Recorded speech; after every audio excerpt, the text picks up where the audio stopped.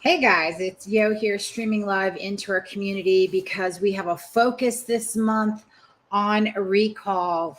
Hopefully, everyone had a safe 4th of July. I was posting earlier this morning about 6 o'clock from my walk, just asking how everyone's 4th of July went with their dogs from home. So each week, every Tuesday, we're going to put a focus on recall. That is the focus for the entire month. If you're a student, it means you get an extra bonus of a 3-week intensive training all around teaching your dog to come when called.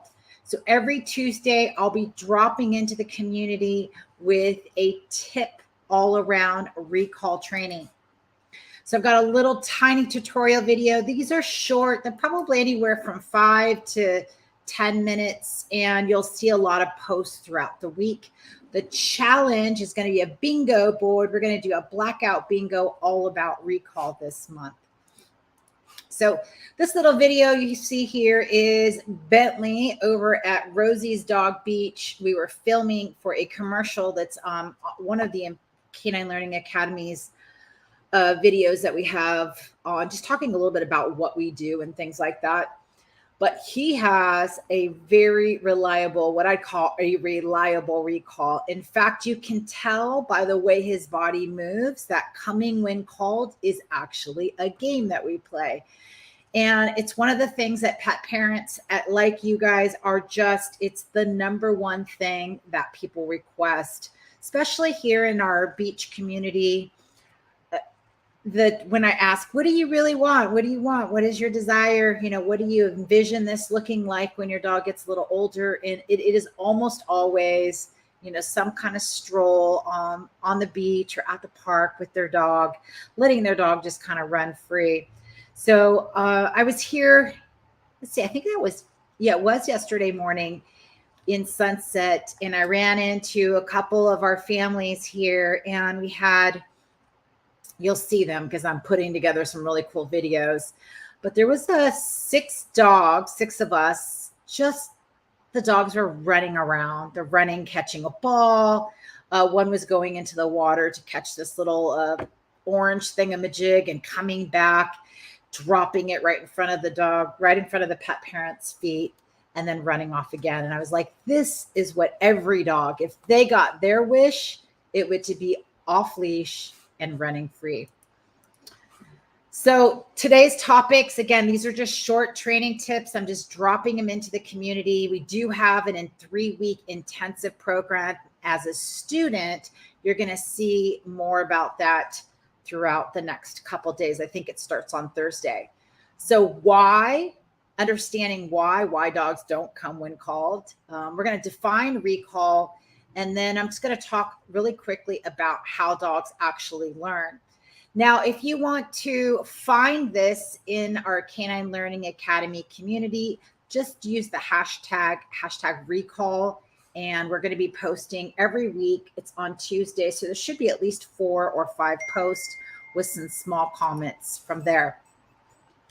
So number 1, why not? Top reasons why your dog may not come when called.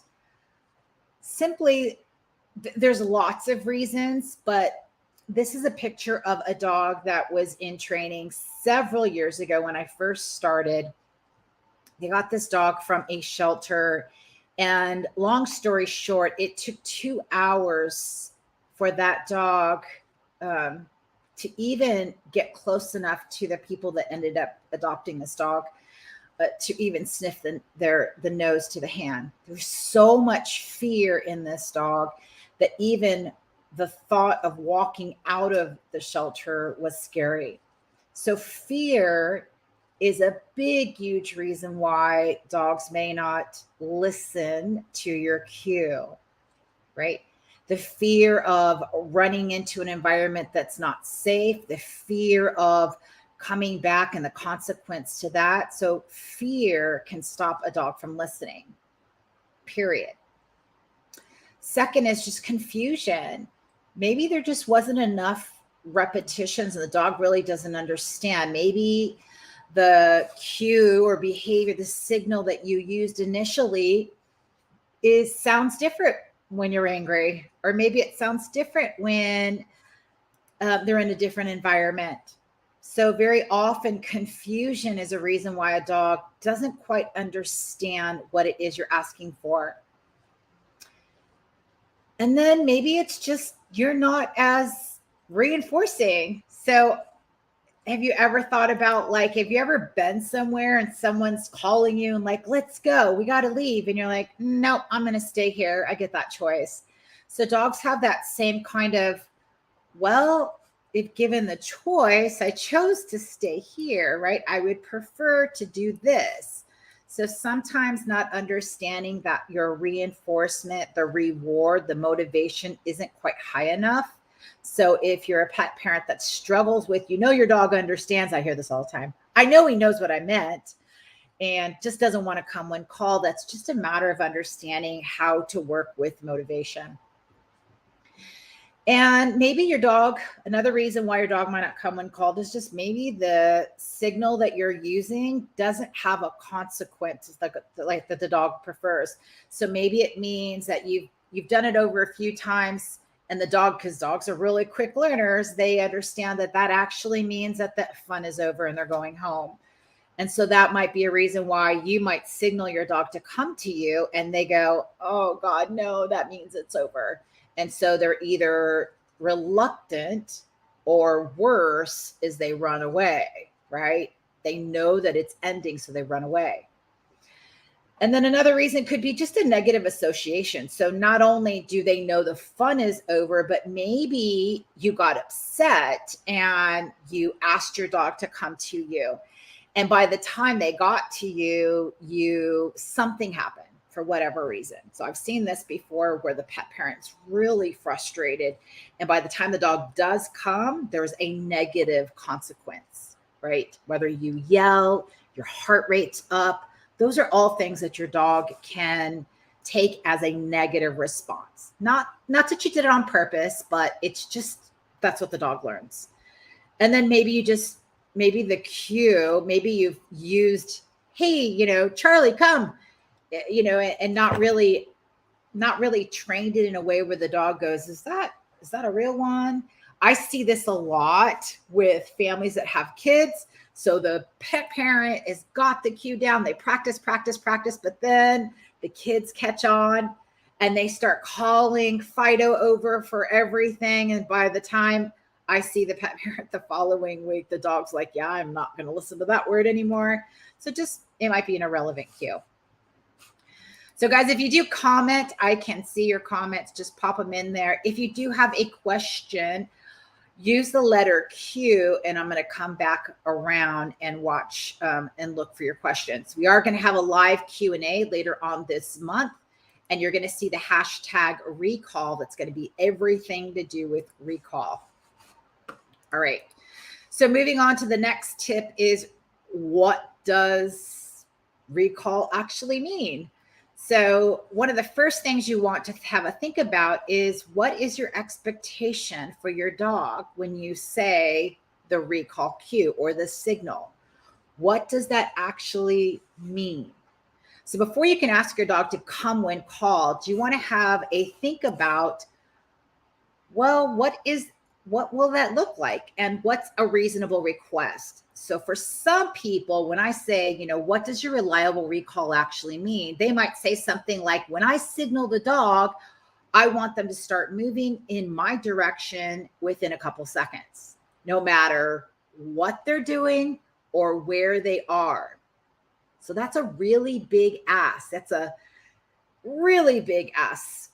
So understanding, like, kind of have a sit down and go, okay, if I call my dog, what do I want them to do?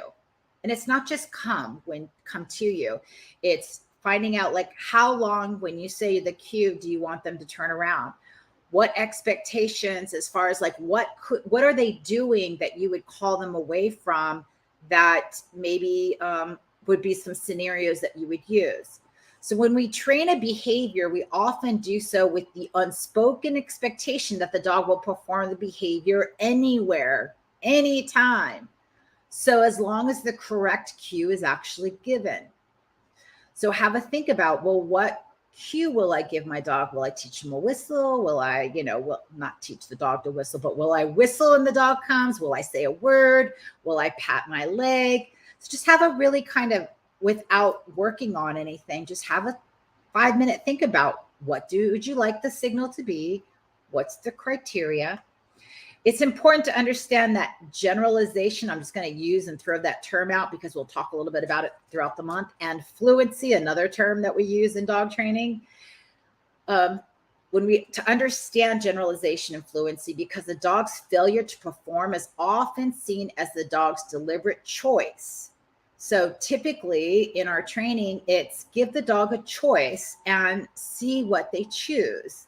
Then take that information and then build on it.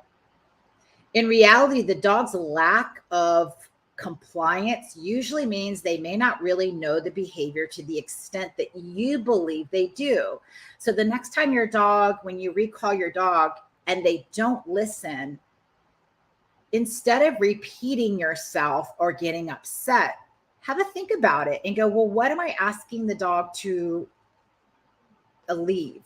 What are they doing instead of listening to me, right? So in professional terms, there's, the problem with generalization is understanding that generalization is something that we want to go through and that we usually want to teach a behavior to what we call fluency. Okay, so in the training process over the next few weeks, we'll talk a little bit about fluency and generalization, but I just wanted you to have a think about it. 2 questions to ask yourself is, what are my expectations? So what do I expect my dog to do? So how many seconds after I say a cue? What is the cue going to be? Do I want them to leave, their friends that they're playing with? Is it, they've got a bird in their mouth and I'm asking them to recall to me? So kind of just have a sit down. And what are your criteria? Like, what's the criteria that you expect them to, the steps basically that you want to go through? All right. The dogs have many, many, many, many, many wonderful qualities, but unfortunately, the ability to quickly generalize. So if you teach this in the home, generalization is not something that they're typically good with. So generalization typically means if you teach it in one environment, maybe you're standing up and you're in your living room. If you turn around and sit down on your couch, it might mean it looks something completely different. So for dogs, that's a really hard thing, and it's something to just understand. All right, last tip is basically learning, how do dogs learn? So they learn 2 different ways, several different ways, but consequence. So you see here, Elmer is associating, this is Elmer and Tiny, she is not very tiny anymore. Let's see if this video is going to play. Recall training. So Elmer is playing a recall game. So the game of recall, Tiny's associating as a fun game. How do I know it's fun for her? Because her body's nice and loose, her mouth is open, and Elmer's also having a good time. So as far as the 2 ways that dogs learn, association and through consequence. So learning by association is always happening. Your dog is linking how they feel with what they are experiencing in the environment and experiencing with things that you have them experiencing, right? If they feel happy, you'll see their body relax, normal breathing. If they feel safe, they're normally able to sleep, they'll take food. They will form a positive association to the things around them. So in that short video, hopefully you guys did get to see it, Elmer and Tiny are doing recall training in the backyard, and it is fun for both of them.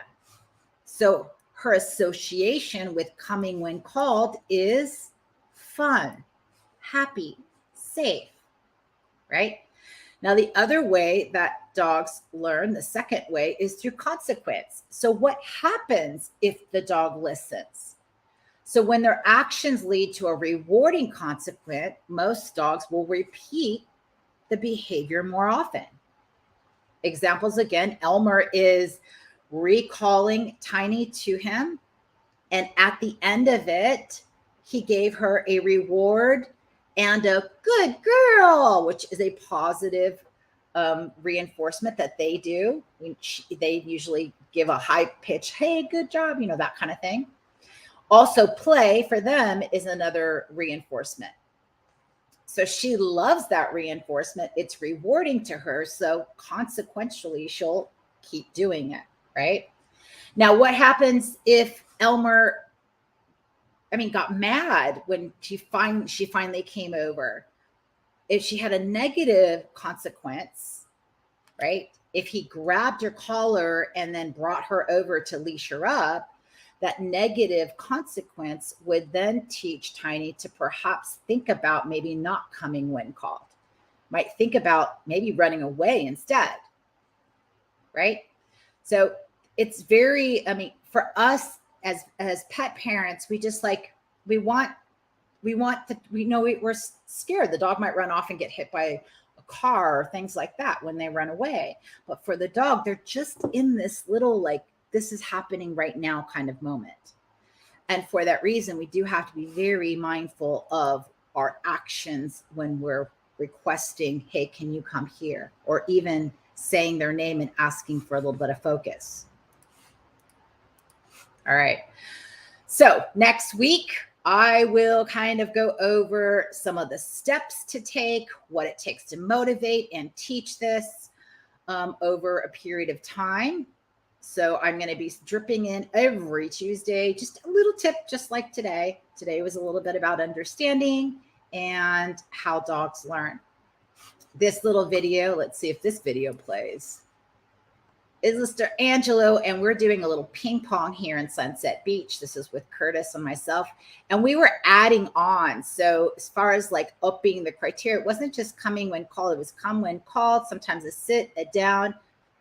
Sometimes we'd ask for a spin. So we started adding on some fun things that this dog particularly liked to do. And so if this was helpful, let me know. Again, later this week, we will have a live Q&A, and we'll be using this hashtag all month long so you can quickly find this nice nugget of information. As always, thank you guys for joining me live. And if you are watching this replay, I didn't expect you to be here live, but if you are, awesome. It's always nice to talk to somebody.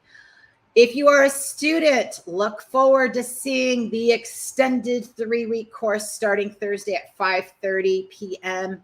And it's going to be dripped into probably your Facebook community, your private community, as well as we have a whole thing put together in your syllabus.